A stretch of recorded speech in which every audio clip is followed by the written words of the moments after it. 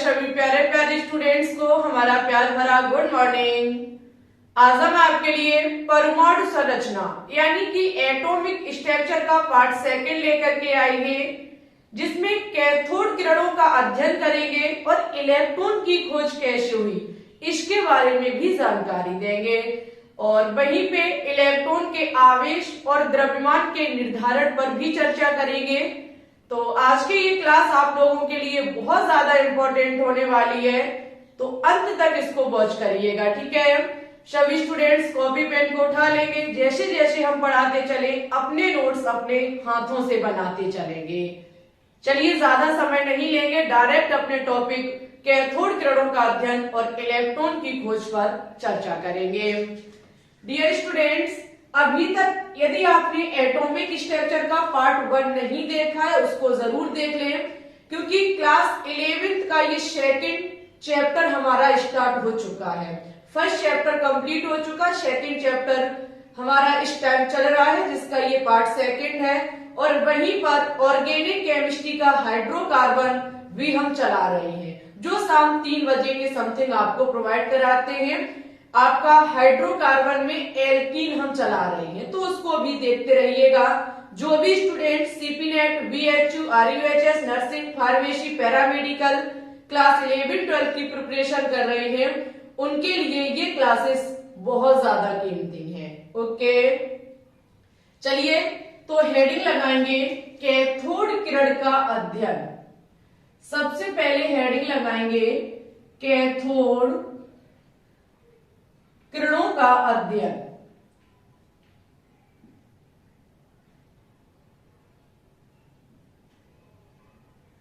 जहां से आपके इलेक्ट्रॉन की खोज हुई, ठीक है। स्टडी ऑफ कैथोड रेस, या हम आज की क्लास में पढ़ेंगे इलेक्ट्रॉन की खोज, डिस्कवरी ऑफ इलेक्ट्रॉन।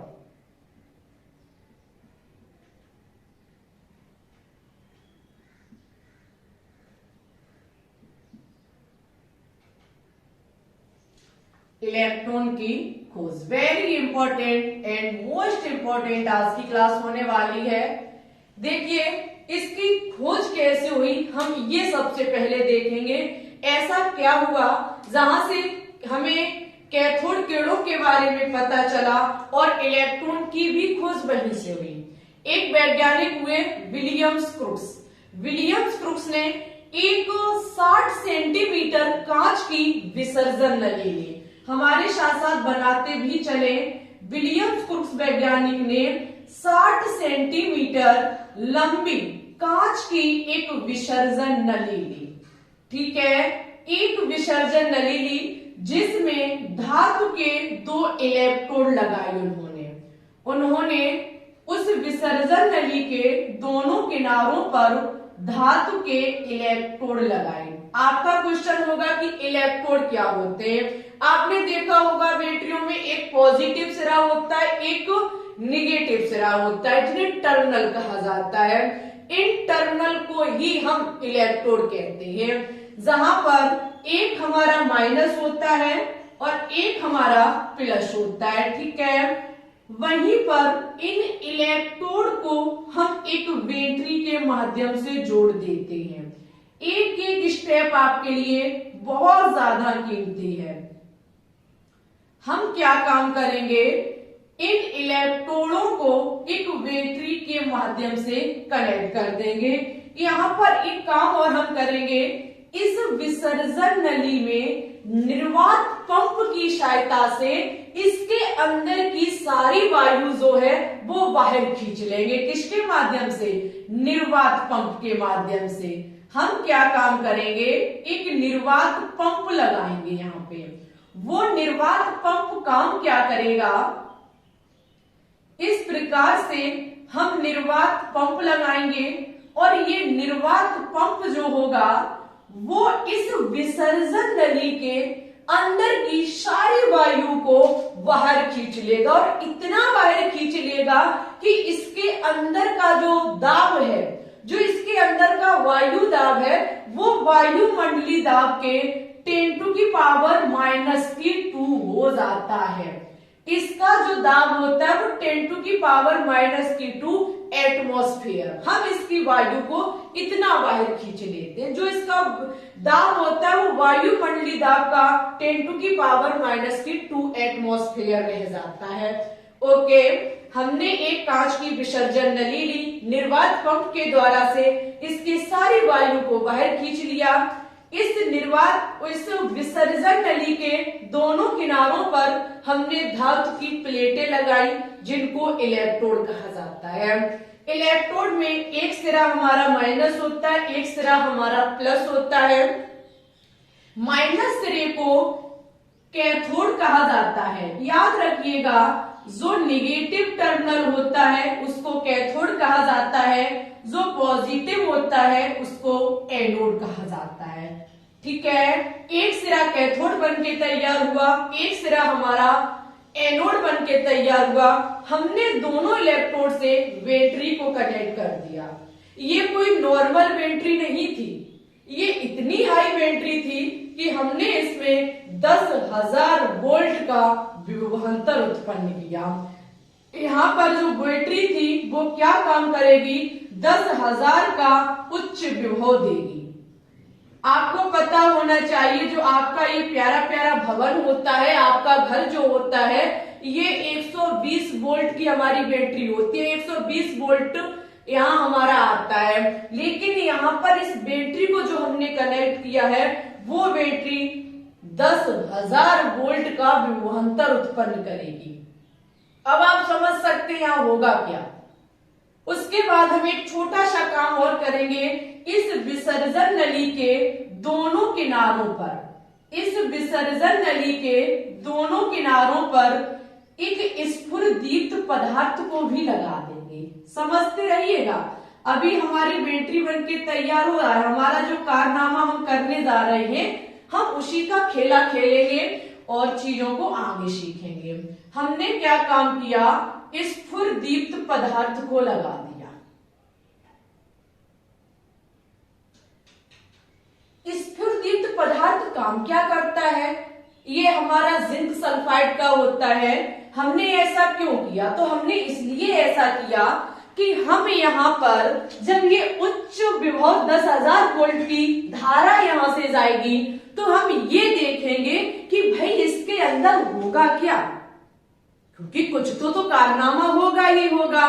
चमक उत्पन्न होगी या किरणें निकलेंगी या कुछ होगा, तो ये हमें स्फुरदीप्त पदार्थ बताएगा।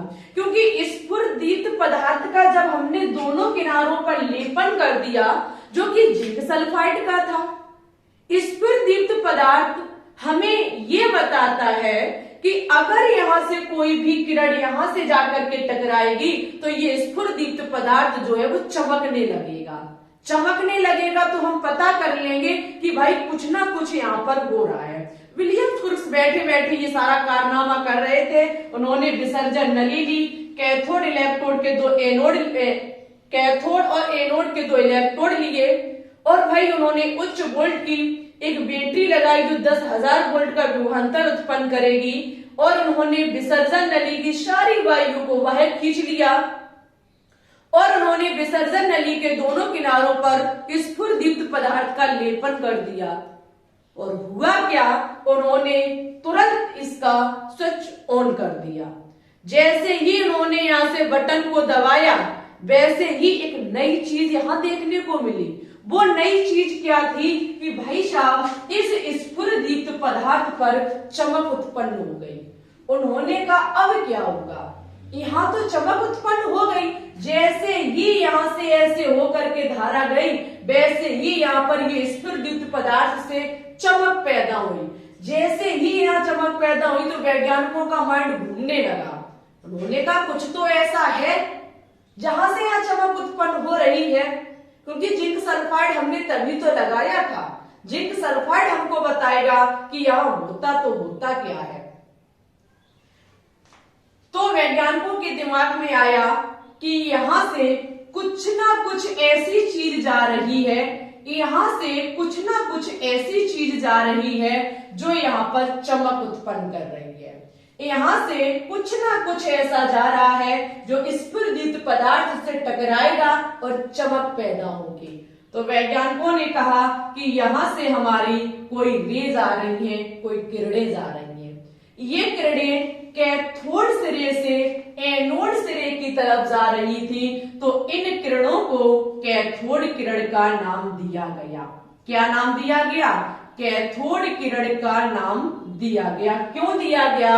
क्योंकि ये किरणें कैथोड सिरे से एनोड सिरे की तरफ जा रही थी। ठीक है, तो यहां से हमारी डिस्कवरी होती है किसकी? यहां से हमारी डिस्कवरी होती है कैथोड किरण की। आगे वैज्ञानिक तसल्ली लेने वाले कहां थे? उन्होंने इसके गुण को जानने की कोशिश की कि ये कैथोड किरणें तो है, बट है कैसे, ये क्या कारनामा कर सकती हैं। तो वैज्ञानिकों ने कहिए किसकी गुण तैयार किए, वो अभी हम यहाँ नोट डाउन करेंगे, आपको बताएंगे कि क्या क्या ऐसे गुण हैं जो कैथोड किरणों के हैं और कैथोड किरणों से हमने कैसे इलेक्ट्रॉन की खोज की। पहला पॉइंट एक बार फिर से हम रिवाइज करेंगे।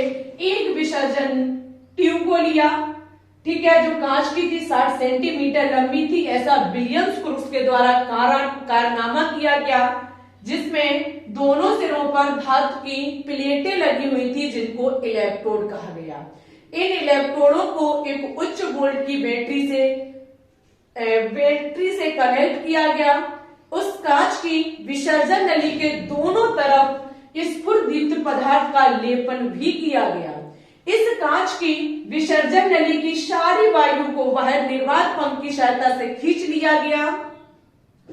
उसके बाद भाई साहब ये स्विच को ऑन कर देते हैं। जैसे ही स्विच को ऑन करते हैं, वैसे ही उनको यहाँ पर चमक पैदा दिखाई दी। यहाँ पर कुछ इफेक्ट ना पड़ सका, बट यहाँ पे उनको चमक दिखाई दी। जैसे ही उनको चमक दिखाई दी, वैज्ञानिकों का माइंड घूमा। उन्होंने कहा कि पक्का यहाँ से कुछ जा रहा है, जो यहाँ टकरा रहा है, जिसके चलते यहाँ चमक पैदा हो रही है। ठीक है भैया, यहाँ चमक पैदा हो रही है। वैज्ञानिकों का भी माइंड अच्छा था। उन्होंने कहा कि किरणें कैथोड सिरे से निकल रही हैं, क्योंकि ये माइनस सिरा है, ये प्लस सिरा है। माइनस का मतलब कैथोड, प्लस का मतलब एनोड। ये कैथोड से एनोड की तरफ जा रही है, तो वैज्ञानिक विलियम्स क्रूक्स के द्वारा कैथोड किरणों का इन्हीं को नाम दिया गया। ऐसे हमारी कैथोड किरणों की खोज हुई। ये था हमारी स्टडी ऑफ कैथोड रेस। ठीक है, अब कैथोड किरणों के गुण क्या होते हैं, इनके बारे में हम चर्चा करेंगे। एक बार इसकी स्क्रीनशॉट ले लीजिए। तो जो अभी हमने आपको समझाया था, उसको पॉइंटों के रूप में भी हम आपको बता देते हैं। सबसे पहले लिखा हुआ है कि विलियम्स क्रूक्स ने कांच की एक विसर्जन नली ली थी। विलियम्स क्रूक्स ने क्या काम किया था? कांच की एक विसर्जन नली ली थी। इलेक्ट्रॉन के नली के दोनों सिरों पर धातु के टुकड़े लगे हुए थे, इन्हें इलेक्ट्रोड कहते हैं। इस विसर्जन नली में दोनों तरफ धातु के टुकड़े लगे हुए थे, जिनको इलेक्ट्रोड कहा जाता है। विसर्जन नली में गैसों का अत्यंत कम दाब, वो भी कितना? 10⁻⁻² एटमॉस्फेयर पर भरकर उच्च वोल्ट 10,000 की विद्युत धारा प्रभावित की गई।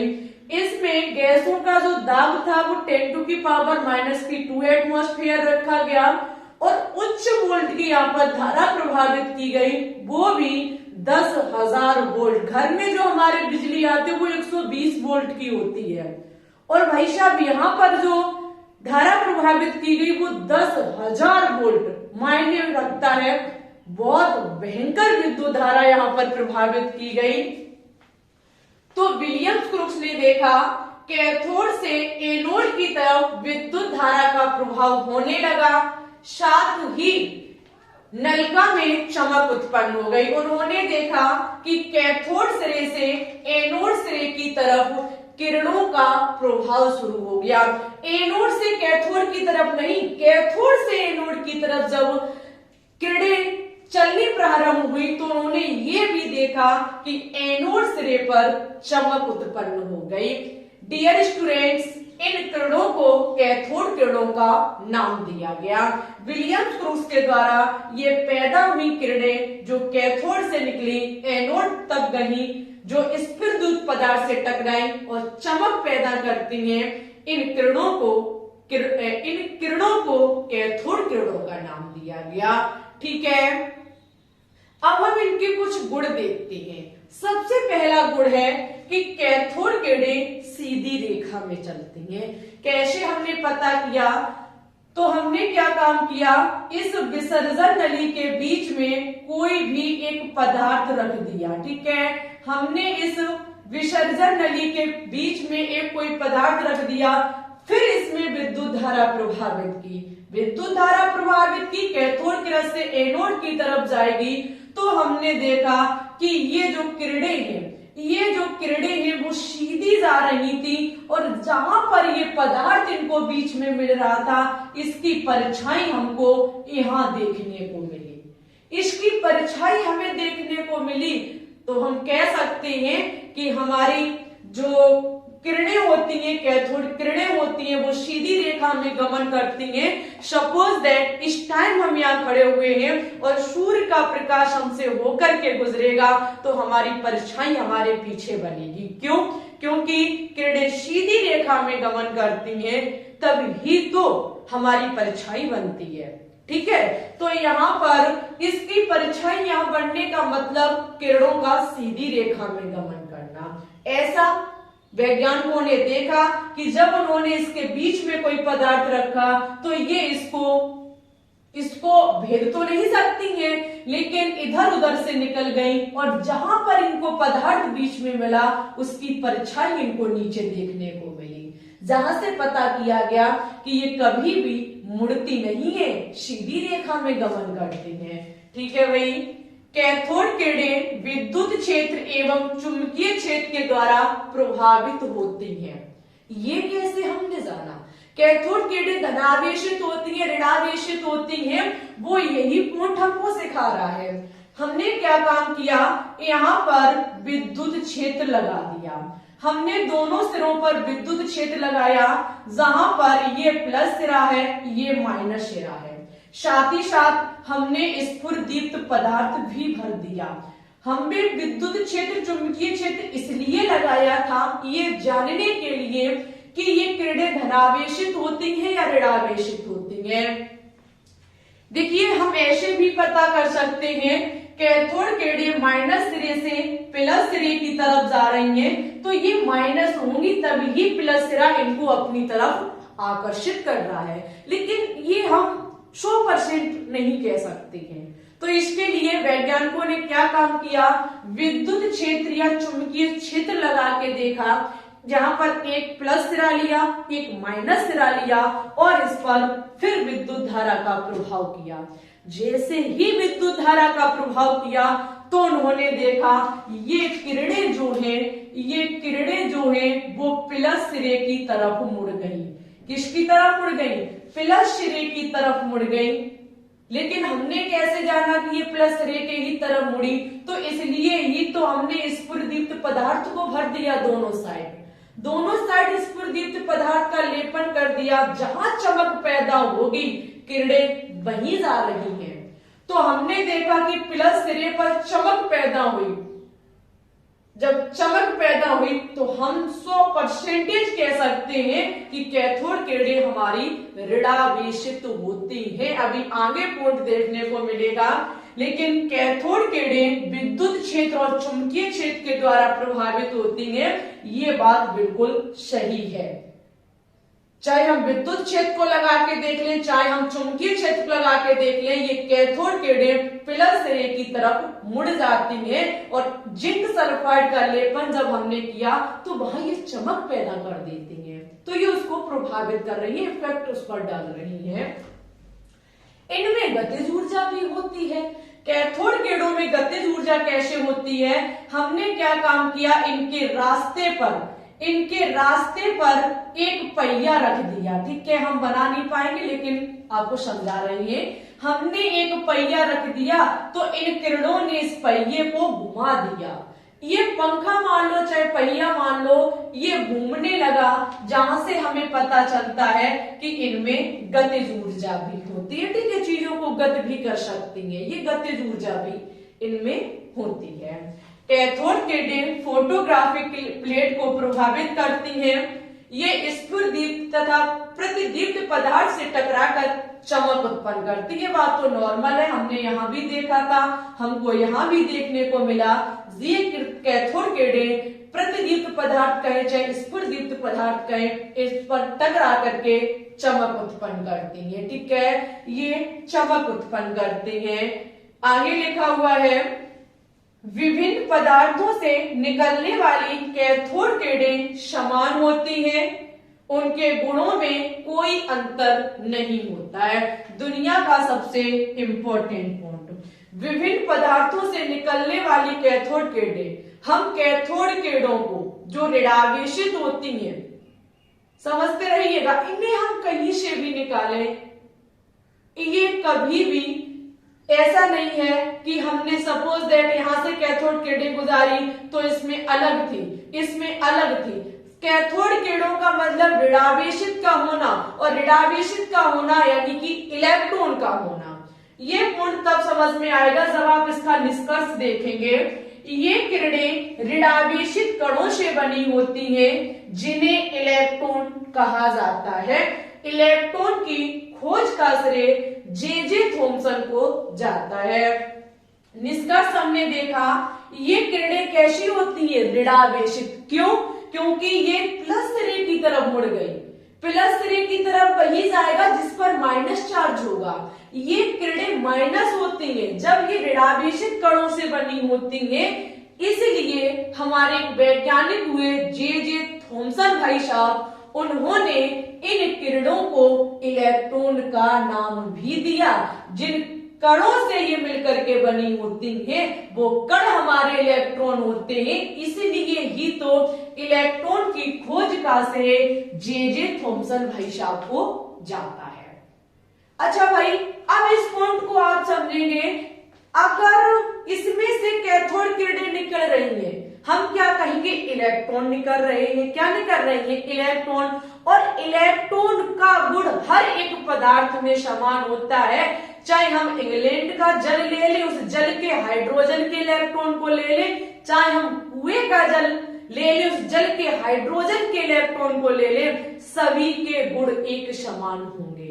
पदार्थों में जो कैथोड किरणें होती हैं, इनके गुण एक समान होते हैं, क्योंकि कैथोड किरणों का मतलब इलेक्ट्रॉन का होना, और इलेक्ट्रॉन का होना पदार्थ में समान गुण का होना। समझ गए प्यारे स्टूडेंट्स? ये जो कैथोड किरणें थी, इनको ही आगे चल करके जे थॉमसन भाई साहब ने इलेक्ट्रॉन का नाम दिया। सबसे पहले आपने सीखा, समझा कि कैथोड किरणें क्या होती हैं, कैथोड किरणों का अध्ययन किया। उसके बाद यहां से इलेक्ट्रॉन की खोज कैसे हुई, ये आपने सीखा। ठीक है, इलेक्ट्रॉन की खोज कब हुई? जब कैथोड किरणों का पता चल गया। अब हम देखेंगे इलेक्ट्रॉन पर आवेश और द्रव्यमान का निर्धारण कैसे हुआ था। इससे पहले सभी विद्यार्थी इसकी एक बार स्क्रीनशॉट ले लेंगे, क्योंकि ये हर एक पॉइंट आपकी जिंदगी को बदल देगा। आज हमारा इलेक्ट्रॉन कैथोड किरणों का अध्ययन हुआ, इलेक्ट्रॉन की खोज हुई। नेक्स्ट क्लास में एनोड का अध्ययन कराएंगे, प्रोटॉन की खोज कराएंगे। तो इसलिए छोटी सी और इसका पार्ट रह गया, उसको अभी हम खत्म कराएंगे। उससे पहले इसकी स्क्रीनशॉट ले लीजिए। अब हम देखेंगे इलेक्ट्रॉन के आवेश व द्रव्यमान का निर्धारण, क्योंकि अभी आपने सीखा कि कैथोड किरणों का अध्ययन कैसे किया गया, कैथोड किरणें किनको कहा गया। उसके बाद इलेक्ट्रॉन की डिस्कवरी कैसे हुई, इलेक्ट्रॉन की खोज कैसे हुई। अब हम देखेंगे कि इलेक्ट्रॉन के आवेश व द्रव्यमान का निर्धारण, चार्ज एंड मास का निर्धारण कैसे हुआ। सबसे पहले एक वैज्ञानिक हुए जे थॉमसन, जिन्होंने इलेक्ट्रॉन की खोज की। वैज्ञानिक हुए जे थॉमसन, जिन्होंने इलेक्ट्रॉन के आवेश व मास का अनुपात बताया। आवेश व मास यानी कि द्रव्यमान।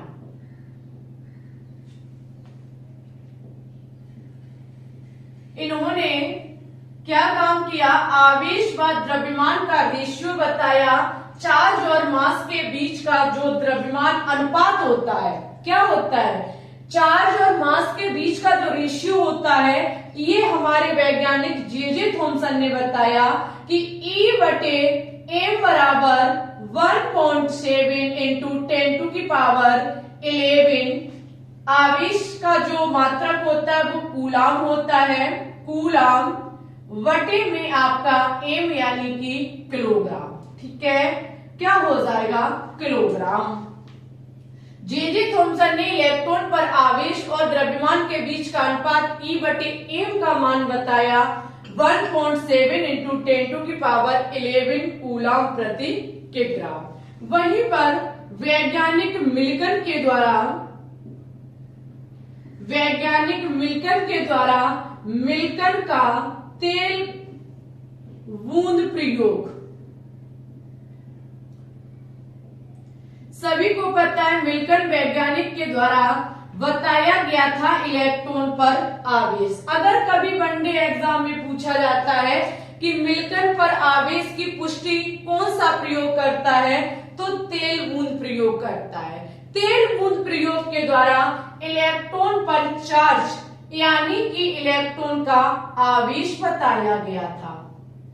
इलेक्ट्रॉन का जो आवेश होता है, इलेक्ट्रॉन पर जो चार्ज होता है वो 1.6 इंटू 10⁻19 कूलाम होता है।